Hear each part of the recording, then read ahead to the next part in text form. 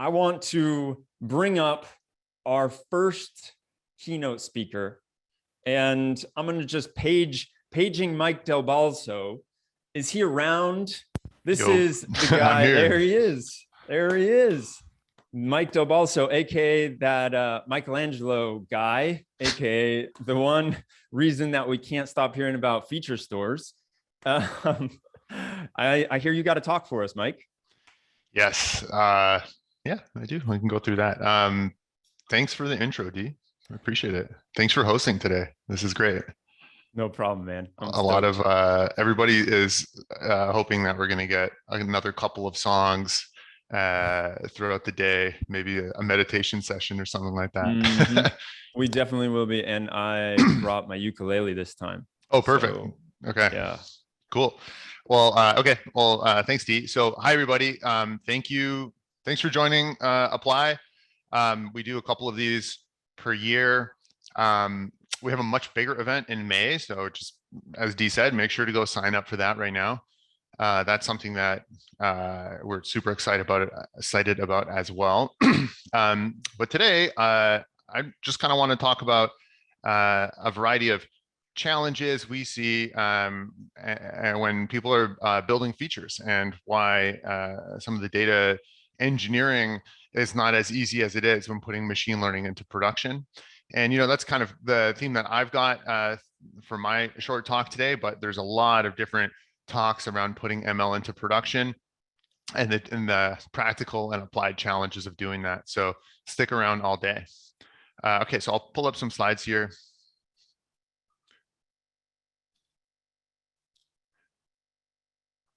Okay, cool. And briefly, let me just introduce myself. So I'm Mike. I'm one of the co-founders of Tecton, and I'm the CEO at Tecton. And as Dee mentioned, I previously worked at Uber and helped build the Michelangelo system that is kind of the internal ML platform at Uber. But today we're talking about a variety of features that are found in the wild, and how teams can practically manage them well.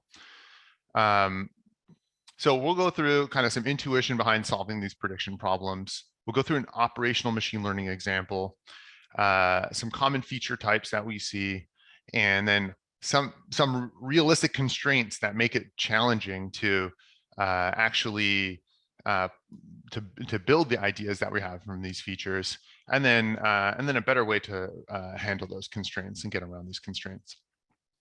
So firstly, modeling problems, right? So let's say we're trying to predict cardiovascular disease. That's right up here. This is a causal graph. So this every arrow on this graph represents an arrow from X to Y, represents X affects Y in some way. And so you can imagine tendency to work online has an effect on immobility, has an effect on obesity, has an effect on your susceptibility to get cardiovascular disease. This tries to be a more accurate model of the full causality of a problem like this if we're trying to understand cardiovascular disease. When we do in machine learning, we don't tend to go this far. You always hear start simple. And so we might actually, if we're just taking a first crack at this, we might start with something like this. Okay, so this is based on intuition, get some signals about obesity, bad diet, how much physical activity does this person have? Is there any immobility? These are things that intuitively may affect the risk of cardiovascular disease.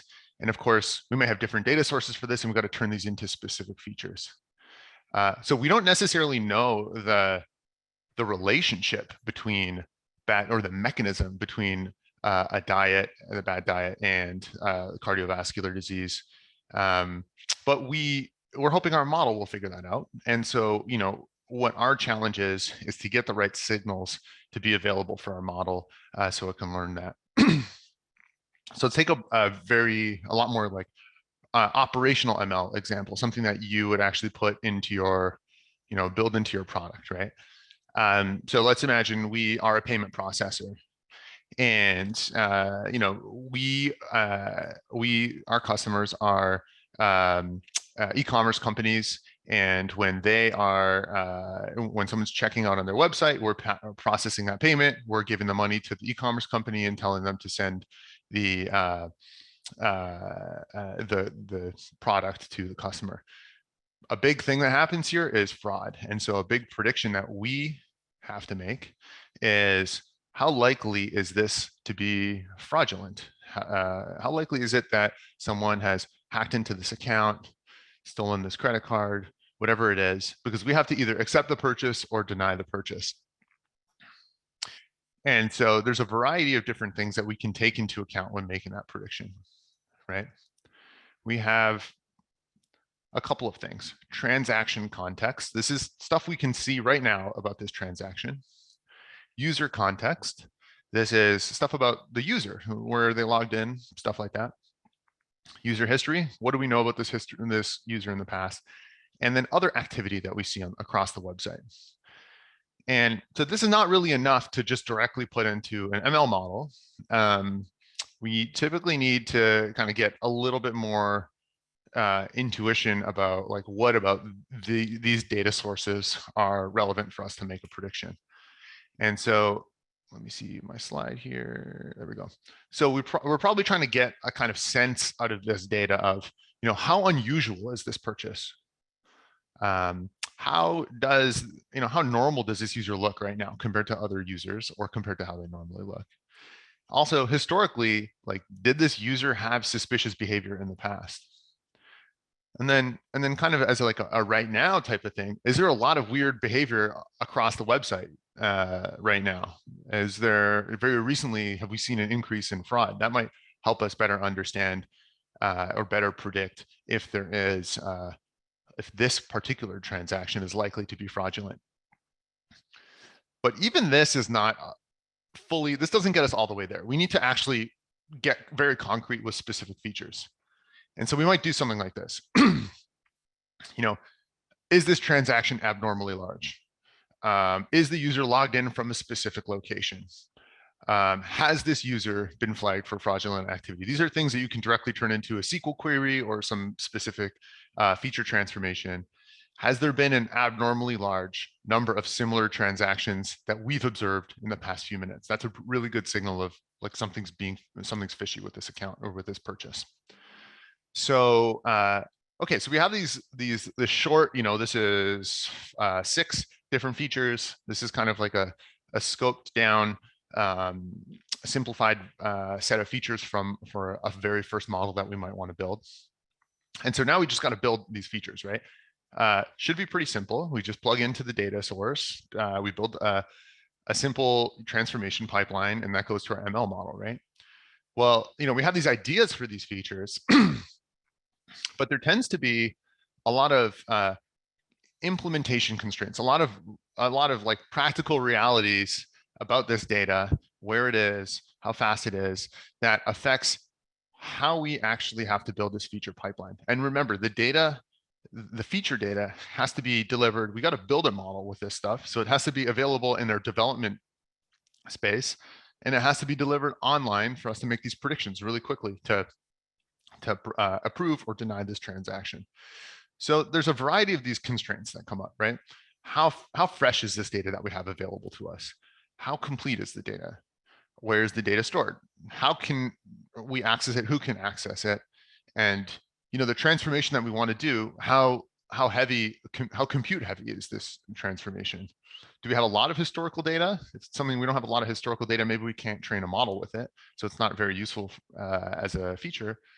And when does the data become available? Is the prediction made in real time? If it's not, maybe we don't need to do certain things in the online domain. And also, for a lot of use cases, you're making a lot of predictions at the same time, so it's much more efficient to do certain things in batch. So this is just like a handful of examples of realistic constraints that someone needs to think about when they're translating the idea of the feature into an actual implementation of the feature, into actually the end architecture that they that they build to instantiate this feature in production. And this significantly complicates things, right? Every one of these questions can have an impact on what the end implementation is.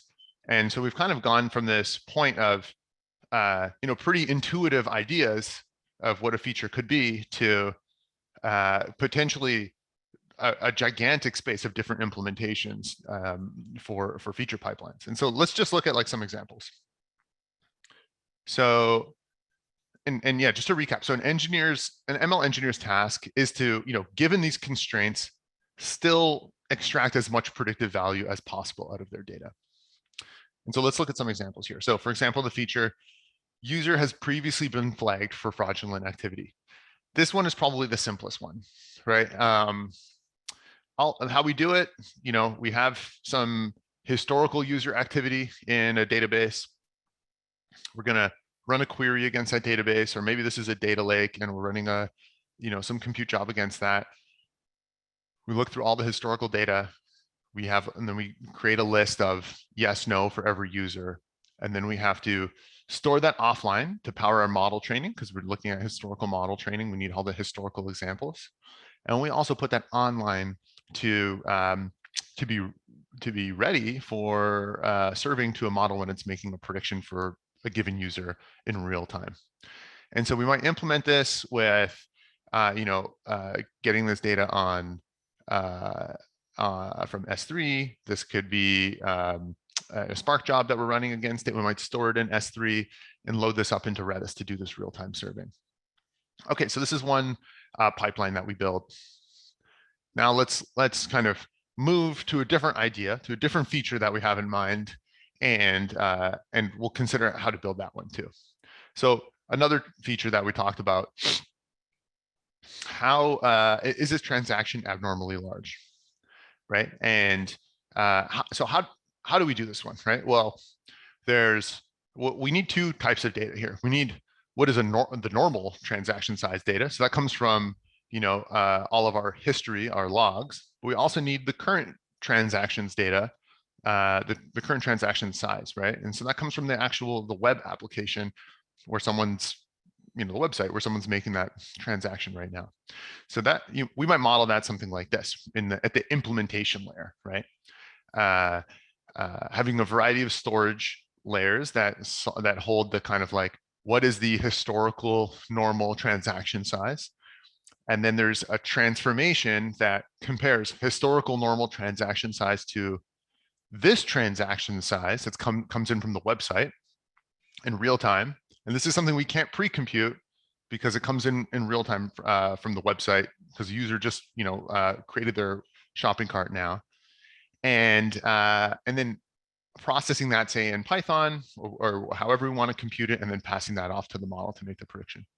So the point here is that this is a different architecture that you have to think about. It's another thing to maintain. Let's look at one more example. And this might be implemented on some similar infrastructure. There's a new layer here of online transformations. Probably implement that on some type of productionized Python. And so, okay, here's another interesting one. Has an abnormally large number of similar transactions being observed across the website in the past few minutes? So here we're looking at a lot of transactions, and we're looking at recent data. What has happened in the past few minutes? So this one's very different as well. This one likely involves, you're probably going to use some type of streaming data, right? You're going to look at like a stream of transactions. You're going to aggregate across these transactions and constantly be processing what is like how many weird transactions have we seen recently, and make that available for the real-time serving layer. And offline for training, you don't necessarily need to do that all in streaming. So you may do this similarly with a kind of batch compute system. And so this involves running Spark, rather running streaming processing jobs. This is a lot messier to build as well. And so, we're not building just one of these features. What we're doing is, our model, we had 6 features. Just for 3 features, we kind of got 3 different architectures. It's gotten like pretty crazy. And so how do we do this, right? Like if you're a data scientist, if you're just a small resource strapped engineering team, this is really tough to do, right? it's both hard to build all of these pipelines, but it's harder and it's quite expensive to maintain all of these pipelines in production. And this is really tough. And so, this also gets to the core challenge that a lot of teams have, where ideally, once you get a system up and running, it's pretty easy to keep iterating on it. But what we find with a lot of machine learning projects is, for each new iteration, it doesn't necessarily result in the same architecture being applied again and again, but it introduces a new engineering challenge in each iteration, and that slows down the iteration and innovation cycle with production machine learning projects. And so, these small changes in the idea space, in the kind of how we want to define these features, leads to these really big changes in implementation, and that affects how costly how costly the ML project is, right? It affects how costly each of these features is. So there's got to be a better way to do this, and it really a really nice thing would be if we could decouple the kind of idea space, the defining the features, from all of the engineering challenges from implementing these features. So at Tecton, we've been working on solving this problem. We build a feature platform. So Tecton plugs into the business's data sources, the cloud data platform, and it serves the feature data both to the model for inference and for training. And it's all about making it as easy as possible for data scientists to get as much data, or rather as much value, as predictive value as possible out of the data sources they have, given the constraints that they have, which is a different framing of the problem we just discussed, right? It's our goal is to make it very easy for teams to build and to maintain in production a variety of these feature pipelines so they can maintain very accurate models. So how do we do this, right? Well, Tecton creates these production-ready feature pipeline implementations from very simple definitions that are just written in Python files.